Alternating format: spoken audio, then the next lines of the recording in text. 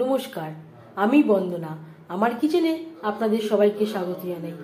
আবারও এসে হাজির হয়েছি বিহারি স্টাইলে আলু মাটন কারির একটি রেসিপি নিয়ে। দেখে নেওয়া যাক আজকের এই রেসিপিটি।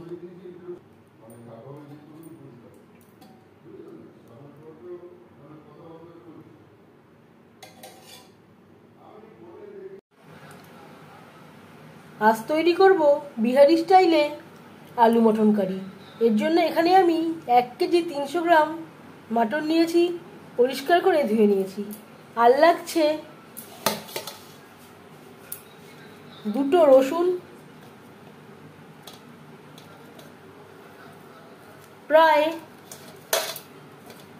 500 গ্রামের মতো পেঁয়াজ, আর ফোড়নের জন্য লাগছে 4টে শুকনো লঙ্কা, 2 তেজপাতা, দারচিনি, এলাচ, স্টাইরিংস, জায়ফল, যেটা আমি এই টুকরো করে নিয়েছি। এলাচগুলো একটু থেতো করে নিয়েছি। বিহারি স্টাইলে মাটন কারি তৈরি করার জন্য অবশ্যই সরষের তেলে তৈরি করলে ভালো হবে।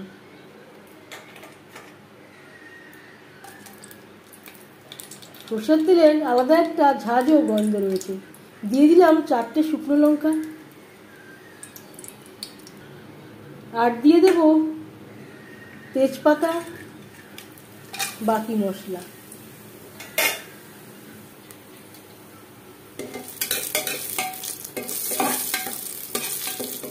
মশলা থেকে যখন স্মেল বেরোতে শুরু করে দেবে সেই পর্যায়ে দিয়ে দেব পেঁয়াজ।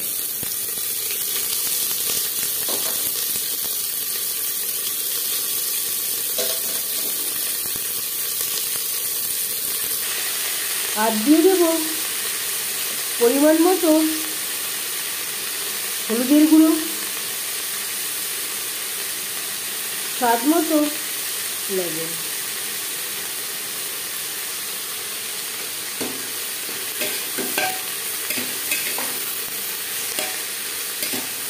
লবণ দেওয়ার জন্য পেঁয়াজ তাড়াতাড়ি সেদ্ধ হয়ে যাবে। পেঁয়াজ লালচে করে ভেজে নেওয়ার পর দিয়ে দেবো 1টা রসুন। রসুন আমি থেতো করে নিয়েছি। আর লাগছে আদা বাটা, কাঁচা লঙ্কা বাটা। এখানে আমি 4 চামচ মতো অ্যাড করলাম।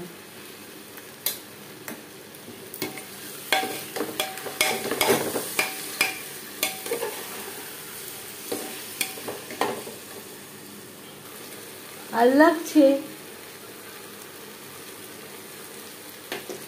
2 চামচ ভাজা মশলা, রেড চিলি পাউডার।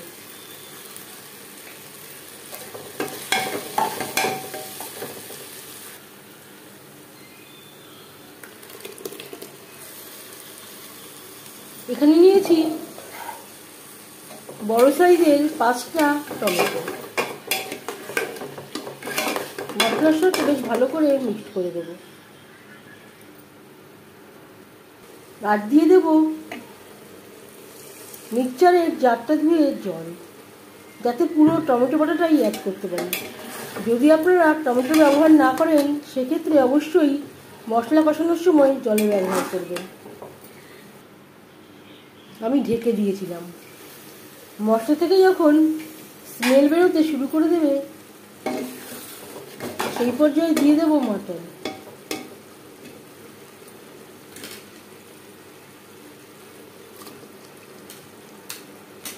আপনারা চাইলে কড়াইতে করেও রান্না করতে পারেন, তবে কড়াইতে করে রান্না করলে অনেকটা সময় লাগে, প্রায় 1 থেকে 1.5 ঘন্টা সময় লাগে বেশ ভালো করে সুসিদ্ধ হতে।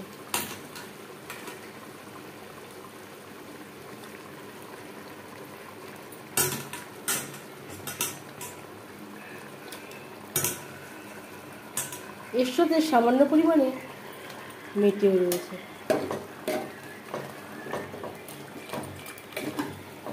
মশলার সাথে মাটন বেশ ভালো করে মিক্স করে দেব। খাসি দিয়ে আলু দিয়ে খাসির মাংসের ঝোল বা আলু মটন কারি আমরা প্রায় তৈরি করে থাকি। একবার হলেও এই বিহারি স্টাইলে আলু মটন কারি তৈরি করে দেখবেন। আশা করছি আপনাদের ভালো লাগবে।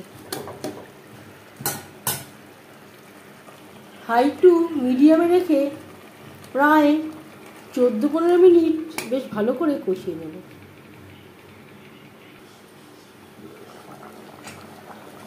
মাঝে মধ্যে ঢাকনা খুলে এভাবে নাড়াচাড়া করে দিতে হবে।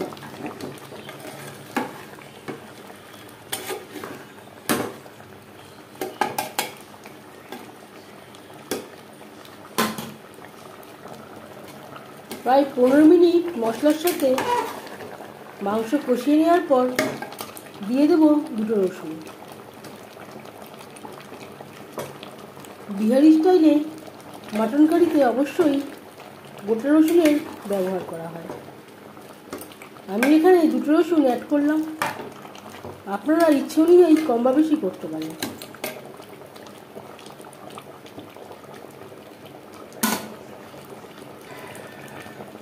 এবার দিয়ে দেব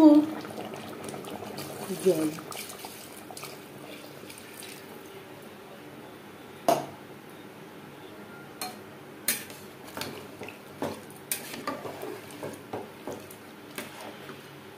গ্রেভির সাথে মাটন বেশ ভালো করে মিক্স করে দেওয়ার পর 4-5টা সিটি দিয়ে নেব।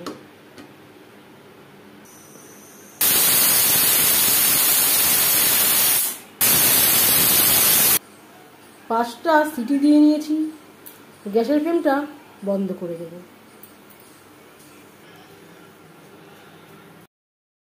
লবণ হলুদ দিয়ে আলু ভেজে নেব।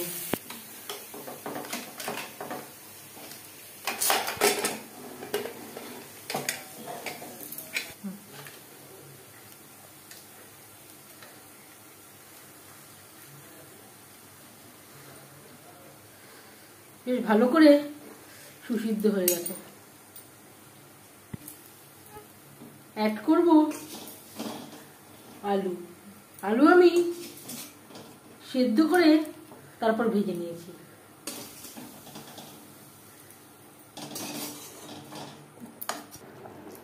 মাটনের সাথে আলু বেশ ভালো করে মিক্সড করে দেওয়ার পর আরও 3-4 মিনিট রান্না করব। একবার হলেও এভাবে ট্রাই করে দেখবেন, এর স্বাদই হবে অন্যরকম। গ্রেভির থেকে খুব সুন্দর একটা স্মেল বেরোতে শুরু করে দিয়েছে। এবার যাচ্ছি ফাইনাল স্টেপে। সবশেষে দিয়ে দেব ড্রাই রোস্ট করে রাখা কাসুরি মেথি।